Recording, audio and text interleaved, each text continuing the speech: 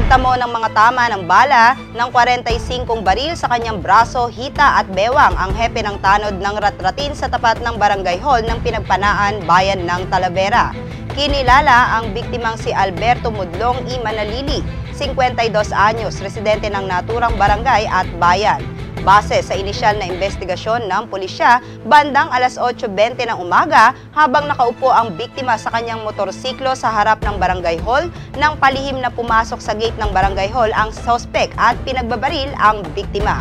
Matapos maisagawa ang krimen, kaswal na naglakad palayo sa pinangyarihan ng insidente ang sospek, samantalang ang biktima ay itinakbo sa pagamutan. Samantala, patay ang isang 47 anyos na dalaga makaraang pagbabarilin habang nakatambay sa harap ng isang bahay sa Barangay Tikiw, Bayan ng San Antonio. Kinilala ang biktimang kaagad na binawian ng buhay na si Elenita de Guzman E. Reyes, residente ng Barangay H. Concepcion, Cabanatuan City.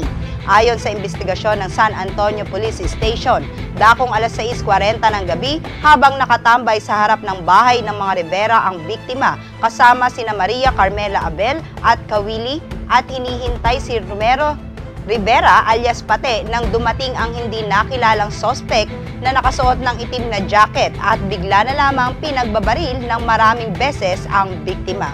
Na-recover ng SOCO sa crime scene ang 4 na fired cartridge cases, 2 deformed slug ng 45 baril.